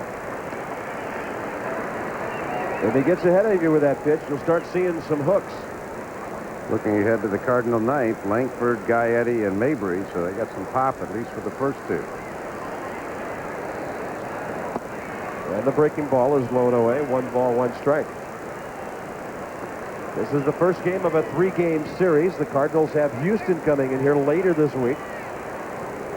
And speaking of divisional play, the Cards have only played 9 divisional games in the Central so far, and the Rockies even less. In the West, they've only played 5. They're 1-1 against the Dodgers, 1-2 against the Padres. They have not seen the Giants yet. Central Division, I really thought the Cubs were going to make a little better show. They've had problems with Jamie Navarro and Frank Castillo. That's really hurt them in this part of the season. They've only won 3 out of their 20 starts. Jim Bullinger's been pitching well lately. Telemaco, who just came up, looks like he's got good stuff, and Traxel's pitched well, but the number 1 and 2 guys, Navarro and Castillo, have struggled. Here's a 2-2 pitch. Breaking ball is outside. St. Louis will not see the Cincinnati Reds until the 1st of July. 0-2 against the Cubs, 3-0 as we mentioned against Houston. They've split 4 with Pittsburgh. 3-2 pitch. Missed with the fastball. Fosses could not get the curveball close. 1 on, 1 out. And as always, the College World Series is coming up on ESPN. And the Deuce will get it started later this week. Bama is in there. Haven't seen the Tide in a while. There are some of the usual suspects, such as the Gators, the Seminoles, the Bayou Bengals, the Hurricanes, the Cowboys of Oklahoma State, and of course the Shockers of Wichita. It all starts Friday, 4 o'clock Eastern, 2 o'clock Mountain, Thank you. and 1 o'clock Pacific. LSU scored 18 runs in an inning yesterday, a new NCAA record. It'd be a major league record, too. There's a good-looking bunt from Walt Weiss. Gaetti, good play. Out at first base. Good bunt, better play by the veteran Gaetti. Down to second base goes Jeff Reed. Yeah, the big thing when you're going to barehand a play like Gaetti, you have to watch the ball right into your hand, and Gaetti did that very well. If you take your eye off it to look up, but Gaetti watched that ball right into the bare hand, then made the throw. And Weiss out by a step. Rockies will bring on Quentin McCracken to pinch hit.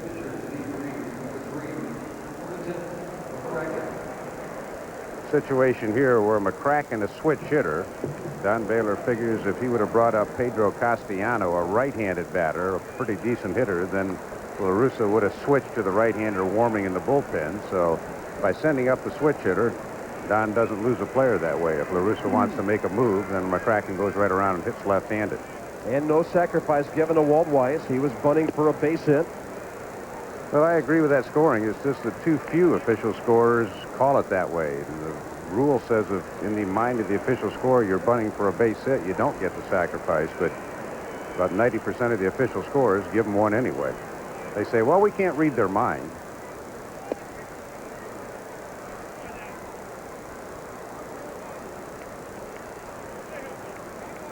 McCracken there, I kind of disagree with that play. He shortened up the bunt. You got 2 outs. You got to drive that man in from second base. Don't leave it up to the next guy. 2-0 pitch. And to short it goes. Clayton has to hurry. High throw. Mabry's got it, but safe at first, and it was only the reach of John Mabry, who stands 6'4", that kept that ball from going up against the barrier or into the seats and scoring Jeff Reed from third base. Good play by John, because that saves a run. We'll watch La Russa now to see if he's going to make a change with a right-handed batting Eric Young. Sending Pagnazzi out as we look at the play. Pagnazzi walking out to the mound, you kind of figure he's out probably to stall, make sure the right-hander Jeff Parrott gets loose in the bullpen. Once again, I'm sure they're discussing as their advanced scouting report has told them about the Rockies' propensity for double steals lately, and now they get the signal from the bullpen that Parrott's ready, and La Russa's on his way out to make the pitching change. Jeff Parrott, a former Rocky, pitched for this ball club 3 years ago. 2 on, 2 out. Top of the 9th inning. Rockies up by a couple. They'll try for a little more insurance when we come back to St. Louis. He has gone back home. Jose Canseco right now penciled in to hit cleanup and play left field as the Red Sox face the A's. Most of you will see that game coming up with the conclusion of this one. Let's send you back to Bob and Dave. St. Louis. Saw a note yesterday, Bob, on the Red Sox pitching going into yesterday's game when Roger Clemens does not start. 9-12 with a 6.69 ERA. So the Red Sox need help from the rest of that pitching staff. Jeff Parrott takes over for the Cardinals. 4th pitcher of the day for Tony La Russa. Now, the interesting thing about Parrott is he's one of the league leaders in wild pitches because he throws a splitter And that's always a concern with a runner at third base. Jeff Reed is there with 2 outs. McCracken at first. They've now changed that error on Clayton to a McCracken infield base hit. And here's Parrott against Eric Young, who's 3 for 4 with a run, a steal, and an RBI. And there's a pitch in the dirt. Pagnozzi handles it cleanly. Tom covers up the 5-hole like any good goalie tries to do. Trying to keep it a 2-goal game into the bottom of the ninth. Cardinals have some big hitters coming up. Avalanche and Red Wings, 5:30 Mountain. You can't wait. I'm watching. Cardinals, of course, were in Florida over the weekend. Have never seen so many rats in one place. Those Panther fans are going nuts down there. You'll see them and the Penguins tomorrow night. 1 ball, 1 strike to Young.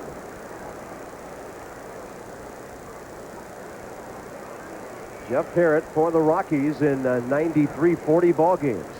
Won 3, lost 3. He's been an Expo, a Philly, a Brave, an Athletic, a Rocky, and a Cardinal. Rockies did a nice thing. 93, Parrott tore his elbow, tore the ligament. Didn't really have any kind of an invite the next year. Even though the Rockies did not offer him a contract, they let him come to Tucson the next year to work back into shape and get some throwing down in Tucson, and they allowed him to do that, and that allowed Parrott to resurrect the career. Well, the Royals took a good look at him in 94 when he pitched at Gulf Coast, Wilmington, and Omaha. Cardinals picked him up last year in 59 ball games, 77 innings, 71 strikeouts. 2 balls, 1 strike, and it's up and into Young.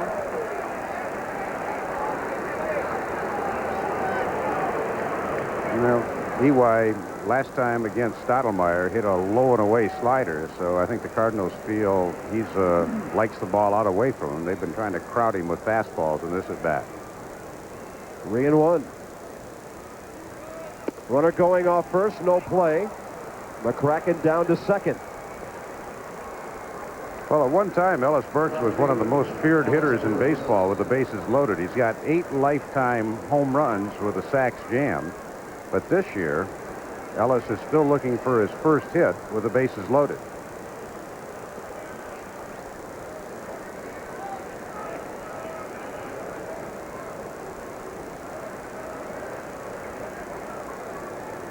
Again, he's been a Cardinal killer.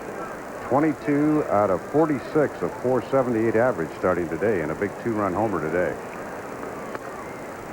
Right now, that home run with walkers in the first inning, the difference in this game. Rockies got 3 early. Cards chipped away to make it 3-2. Colorado scored in the 7th, and they're trying to put it away if they can get a base hit here in the 9th inning.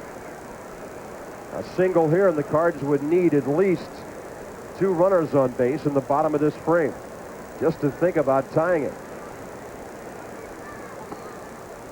1 ball, 1 strike on a splitter, low and away.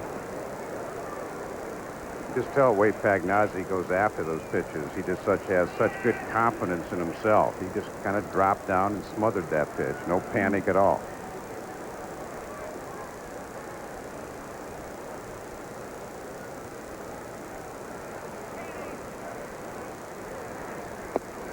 Staying with the split finger pitch, Parrott misses 2-1.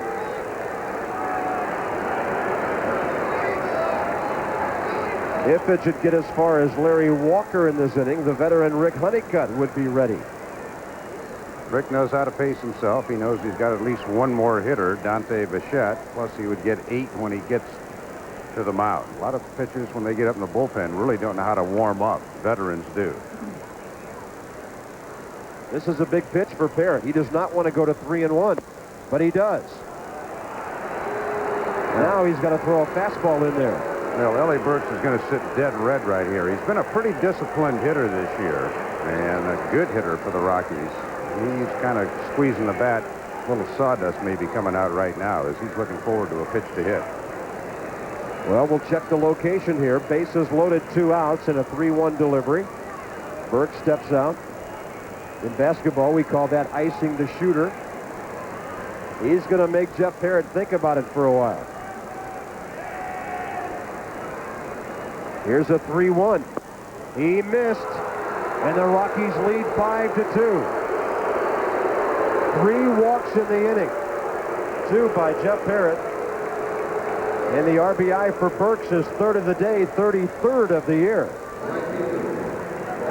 Well, we'll take a look at this 3-1 pitch. Again, Burkes was zoning. He was looking for a pitch in a particular spot. Pagnazzi catches it with the glove up, hoping that maybe the home plate umpire, Terry Tata, would give him a strike, but no such luck. And the Rockies, we talked about their top 2 guys getting on base. Eric Young on base 4 out of 5 times. Burkes 2 out of 5. They're right on that same pace, 5 out of 10 times for the table setters today. Here's Dante Bichette.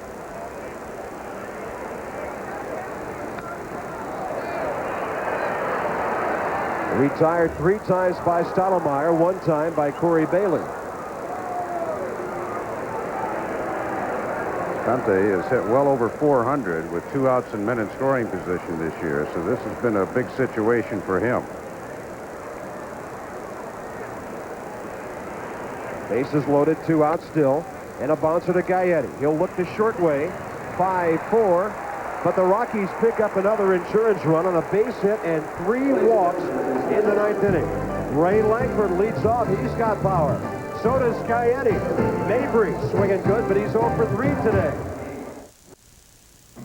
We'll go from the National to the American League. Leave the Rockies and Cardinals after 3 more outs. Get you out to Oakland Coliseum. They're still doing some construction, as are these 2 teams. Red Sox and A's following the final outs. Back to Bob and Dave. Well, the construction's been completed here in St. Louis, at least. No football owner to answer to in this ballpark. Bottom of the 9th inning, and the Rockies will dip into their bullpen a little bit further.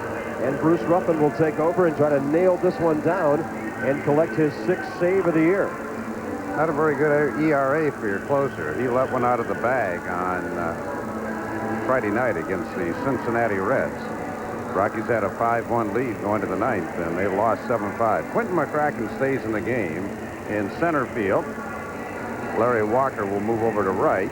That means Ruffin comes in the 3rd spot in the batting order as Dante Bichette made the final out.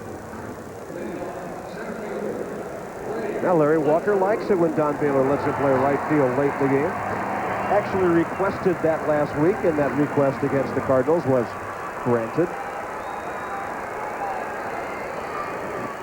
Here's Ray Langford.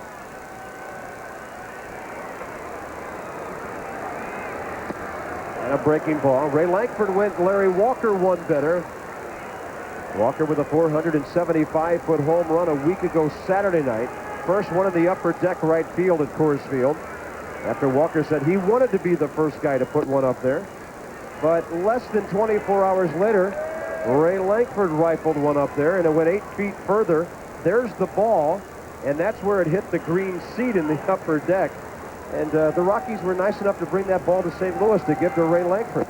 Yeah, Mike Swanson, they traded an autograph ball to the fan up in the 3rd deck as Langford falls behind 1 and 2. And I don't know if Ray got it before the game or if he's going to get it afterwards. Mike was going to give it to him during batting practice, but there was no batting practice today because of the weather.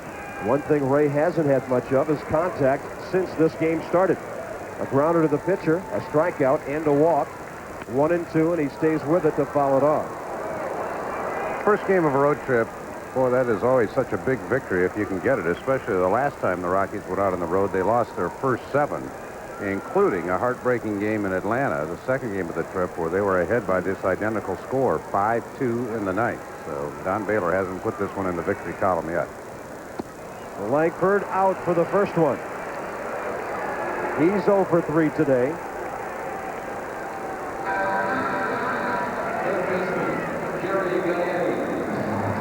Ruffin has one of the better sliders in baseball, and that one just disappears on Langford.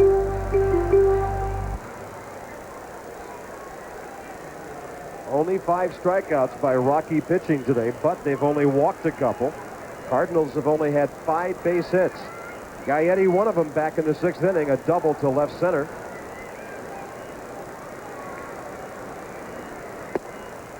And Colorado trying to sneak over that 500 mark. They would be 24 and 23 if they win today. As we mentioned earlier, the Padres are playing at Montreal behind Joey Hamilton. So there's ground to be gained. Gaetti, can he beat it? No, they got him. Vinny Castilla. He came in along the line, had to throw back across his body, and Gaetti, who's never been fast and even slower since that toe injury, he was out by less than a step. Talk about that barehanded play at third base. Castilla, just like Gaetti, concentrates on the ball, looking the ball into the bare hand, then making the throw. A lot of times you see those infielders, they want to get a peek at that runner, and they try to catch it and look at the same time, and out by that half step is Gaetti.